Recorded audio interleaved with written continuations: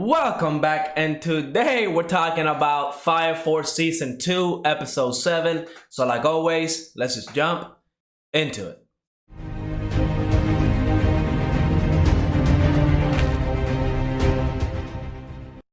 This episode, we see the Fire Force actually make it to the one land where everything happened. And while this episode was kind of slow, it had its funny moments, and it had like a couple fights, but nothing too amazing, too great. I really do like when animes do something along the lines of going to like a mysterious continent to get information about the world that they're living in, right? Because we know after the big cataclysm that happened 250 years ago, the whole map of the world had to be redrawn because it was a huge disaster.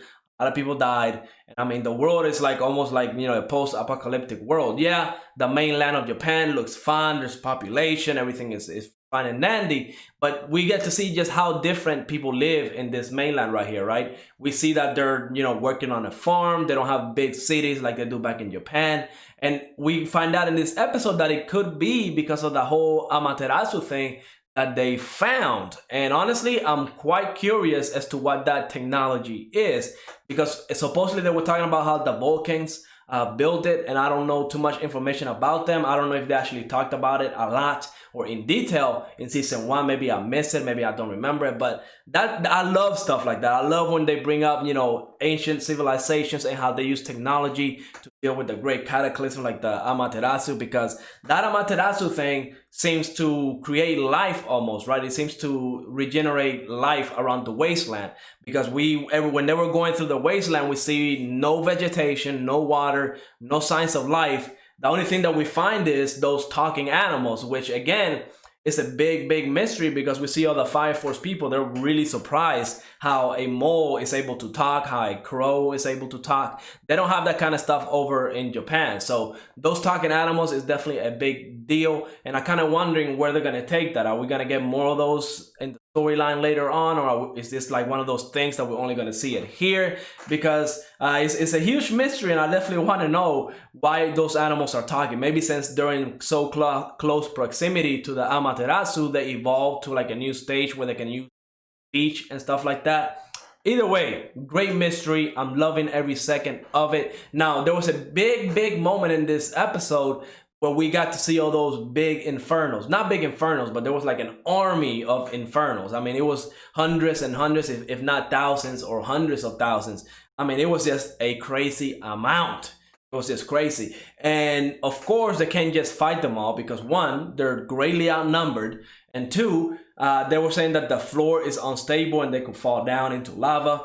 So they can't just fight them. And I wonder if they're going to try to put them to rest. Maybe they can funnel them in some way, somehow, to put them to rest, because we see that whenever Shinra saw this, he wanted to put them to rest. That's what the Fire Force is dedicated to do. So honestly, I can't imagine that they're not going to come up with a way to try to fix them, try to put them to rest, because supposedly they've been there for 250 years, ever since the Great Cataclysm happened. So yeah, that is crazy. But yeah, the other big thing I also want to talk about is I love the character Ogun. We got to see him use his power, and it looks like he's kind of surfing on fire and stuff like that. I mean, it looked pretty awesome. I love cool powers like that, and I think Fire Force does a great job at making those users and those powers really cool. For me, again, my favorite one is definitely the guy that can use ice and transform the fire into ice. That's very unique. I love it. Very OP, I think. So yeah, and Ogun now surfing through fire and shooting missiles. Very fun character. I want to see him go 100% full out. Now, the other last thing I want to talk about is whenever they found the oasis, there was something that happened, right? Whenever Shinra was saying that, they have to go in so they can find information, we got to see that crazy person again.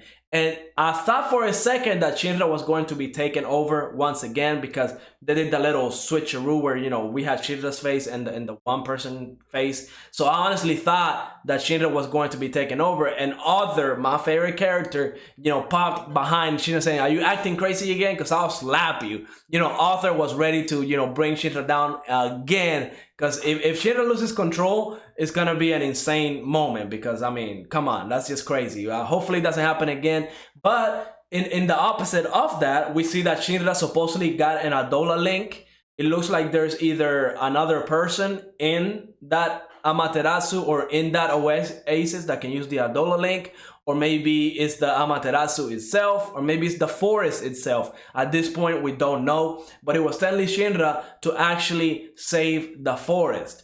So that tells me, right, like there's a complete opposite between the crazy person and the one that's telling Shinra to save the forest. If it is a person, at the end of the day, it could be like the forest itself that somehow, some way built an Adola link. We don't know. It was a huge cliffhanger, but I definitely want to find out more because, again, I love when animes do this. When they try to go into an unknown continent or an unexplored area to try to get information, because it gives the anime a chance to actually build a bigger world, you know, get a lot of lore going, actually do a lot of stuff with that information that we get. And hopefully we get a lot of answers regarding the Cataclysm, the Adola link, and the Adola burst, because we actually do need it, and stuff like that I am very, very intrigued about. But that's gonna be it for today. I'm definitely looking forward to the next episode, and let me remind you that today at 10 p.m. Eastern I am going to be playing Fall Guys over on Twitch. So if you want to go ahead and play that with me, you know, just jump on into my Twitch. The link is going to be down below. I'm going to be playing on PC, so it's going to be a fun time. But yeah, thank you for watching. Let me know what you thought of this episode, and like always, go ahead, leave a like, subscribe, and I will see you on the next episode.